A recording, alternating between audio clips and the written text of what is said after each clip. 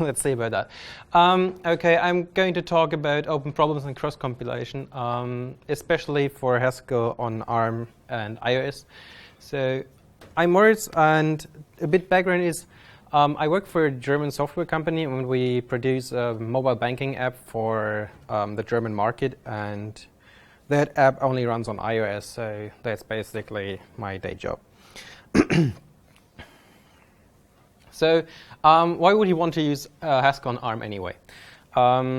Few of you have probably a Raspberry Pi at home or some network-attached storage that's also having an ARM CPU in there, or an iPhone or iPad or some other ARM-based device.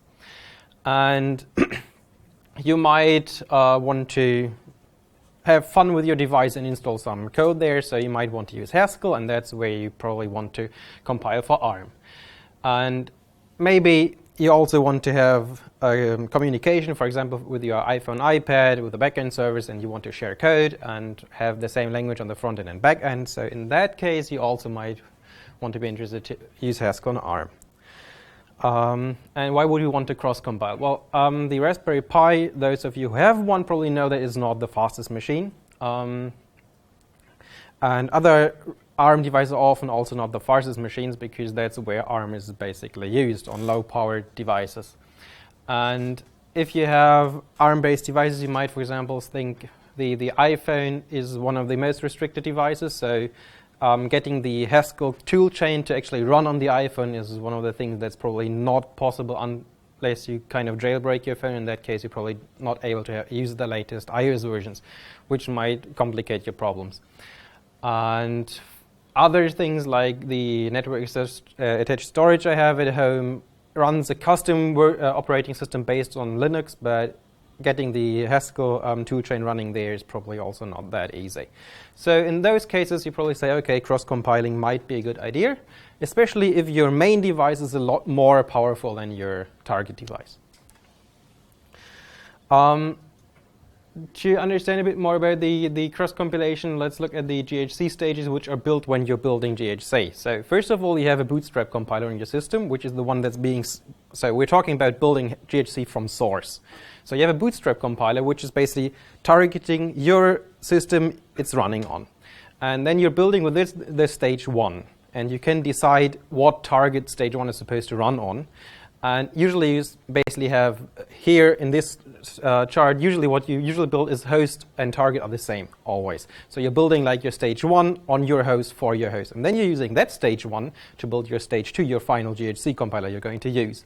The stage 1 compiler has a few limitations. It doesn't allow dynamic loading of libraries, and it doesn't allow template Haskell and a few other restrictions. But the stage 1, yes. The stage 2 obviously does it, because that's like a full-blown GHC, and that even comes with GHCI. So that's kind of linked. So for building Haskell on iOS, you usually use the GHC's LLVM backend. So GHC has basically two big backends. One is the native code-generating backend, and the other is the LLVM backend.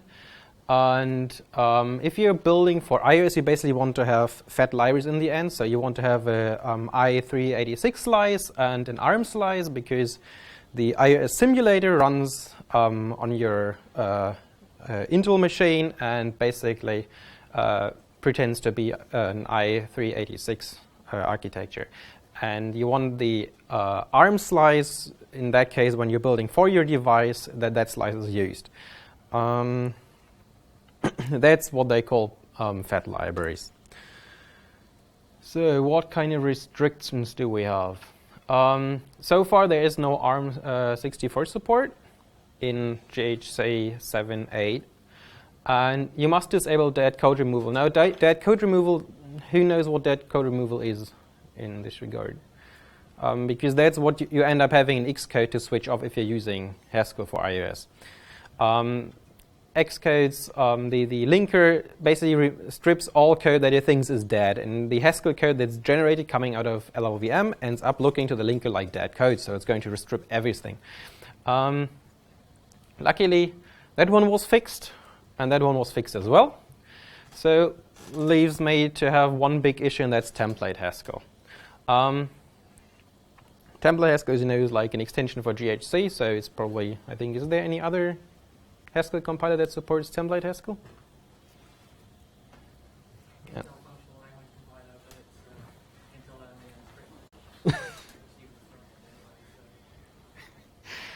Okay. Yeah, template Haskell. Well.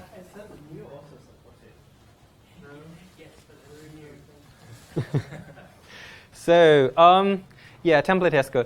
I tried to put this like in 3 categories. One is you basically just like you're using it for kind of macro expansion at compile time. This is like perfectly safe. You're just basically using Haskell to generate Haskell at compile time. Now, you might also expand architecture-dependent values. So if you're basically running like this lift max bounds type int in a splice on your host, while assuming that template Haskell would work on your host while targeting your target, you would get the max bound of your host system, which might not be what you want. And then there's like another big thing in template Haskell. It allows you to do arbitrary I/O, and that is something which, even when we have working template Haskell, is going to be kind of a question of how to implement this correctly. Because, for example, if you're looking at embed git revision from the git embed library, you probably want to have like your revision where you're compiling the source. So you basically want that splice, for example, to be running on your host system and not on your target. Okay. That would mean that you would have to differentiate splices into 2 classes. Kind of, yeah. You would need to add completely I just semantics. wanted to make this point because that's going to be probably better to understand the next few slides. So there are some solutions to this. There's this evil splicer or zero-th approach, which basically zero splicer is from the Git NX project for getting Git NX to work on Android devices.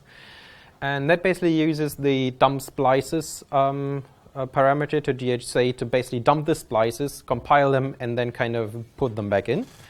And the DRTH approach is very similar, and that comes with a binary which basically allows you to open a GHC, a Haskell file, then looks for top-level splices, compiles them, produces another file where the splices are extended. Both are, at least to me, kind of hacky. And then there's the restricted template Haskell idea. That means that you're basically restricting template Haskell to allow nothing but macro expansions, because those you could do on the host. You could also try to go for a complete. Do you know how many of these template Haskell users are actually mostly macro expansions? I guess most are. Yeah. Usually people just drive. The thing what it's for is, at least as I understood, was to include lists of data in your program. So in that case, you basically wanted arbitrary I/O to read in a file of data points and have them put in your program at that point. Yeah, well, I/O. So you could also do complete stage 2 cross-compilation, which would mean you're compiling on your low-powered device, a full-blown GHC, and then compile with that on your low-powered device. So if anyone tried that on the Raspberry Pi, it does take quite some time. Now there's another approach, and a popular cross-compiler in the Haskell community is actually GHC.js, because that compiles on your host basically to JavaScript. A good thing is mostly target and host are still the same. It's just a different language. And they came up with this idea of the out-of-process template Haskell thing. And so it was pioneered by Louis Stegmann. That's the guy from GHC.js. And if I remember the story correctly, they basically were over some evening were discussing how to basically support template Haskell in GHC.js. And ended up coming up with this idea. Okay, we're basically just going to take the template Haskell compilation part out of the compiler and put it on the target.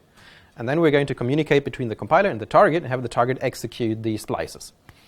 And that means you need some kind of template Haskell runner that you're going to install on your target. and you need to ship the splices and compiled code from your compiler to the runner to execute them and get them back. Why do you need compiled code? Because your splices can depend on code you just previously compiled. A library that's also part of your completely compiled module. No, that means that the runner must be able to load code somehow. You somehow need to be able to get your newly compiled Haskell code onto the runner. One thing is if you have dynamic loading of libraries, that's easy if it works. If it doesn't work, what you could try is basically to embed the runner and the code you just compiled into a new runner, put this onto your target, and then have that launch up. But you probably need to make sure that you're kind of persisting the state in between. So another obstacle is that GHC doesn't really allow you to do any template Haskell if you're trying to compile with a stage 1 compiler, because there are lots of checks that say, oh, there's template Haskell, we're stage 1, and then it just blows up and says, stop. This isn't like nothing I'm going to work with. So what you usually end up doing if you try to do this is you're looking for all the GHC I defines in the GHC code and then selectively enabling those. And then you also need some way to communicate with the runner. So for GHC.js, that's pretty simple because GHC.js can basically launch on its own system a Node.js instance and start the runner on there. For example, if you're trying to do this with iOS, there are two problems. First is that the dynamic libraries GHC produces cannot be loaded on iOS so far, which is basically a compilation, an issue in the compilation pipeline. And the other is that the compiler doesn't really have any control over your device. So, but you could load dynamic code, so in principle that's enough if you start the runner on your own and then compile. So that's the whole idea, which sadly doesn't work yet, but that's where I want to go at some point. Okay. And there's, next slide. So the ultimate goals for me, which is like my hairy, audacious list of whatever I want to do, and that is a better plugin interface, because currently the plugin interface only allows to do type checking plugins for GHC. But the whole idea basically could be extended to have hooks in many different parts of the compile pipeline. There is some resistance to add those hooks, which is kind of sad, yeah. Actually, type checker plugins are a separate system. I think I used the plugin. You can do any transformations basically. You can register it and do transform. Yeah, but for this stuff you couldn't do. You need a few more hooks to be further up in the compile pipeline to actually have hooks earlier in, and yeah. So that's what I wish for, to have a better plugin interface that allows more hooks to better control the whole compile flow. And I wish that at some point we have kind of full support in GHC. As I said, full template Haskell support for especially I/O is stuff that's going to be hard to decide how to do properly, because you most likely want to execute the I/O actions on your host and not on your target. And if we had full template Haskell support, we could use stuff like language C inline Objective-C. If anyone hasn't seen that, that's pretty neat, because you can basically just embed Objective-C as a quasi-quoted part in your Haskell code. And yeah, then the last point I really wish for is multi-target GHC, which means that you have one GHC binary, which gives you where you can say which architectures you want to have the executables for, and then you can basically get what you want. Huh? I hardly understand you. I'm sorry. Okay. Yeah, and that's basically it. So thank you for listening, and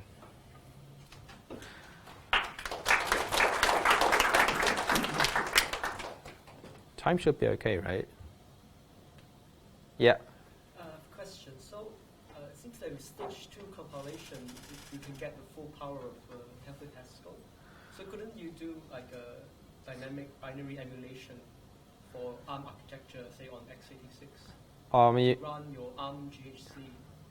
You mean if you couldn't start like an emulator on your host system to emulate the system you want? It's like a npm you can do bin format registration for ARM binaries. That you could potentially do, but at that point you're also having to have that runner on your QEMU, right? So you still have to do the compilation in your emulator, yes, which would be similar to having the runner there anyway, because the runner is basically a compiler that's running on your... No, I mean run GHC. You don't need a separate runner, right? Because you have the full GHC in ARM in that case. Okay, but then what would you do? Basically, you compile all in the emulator. So you're basically doing like a full stage 2 compiler on an ARM emulator. Yes, that you could do. That would probably be a little slower. So. Sure, of course, that's overhead of ARM emulation on your host machine.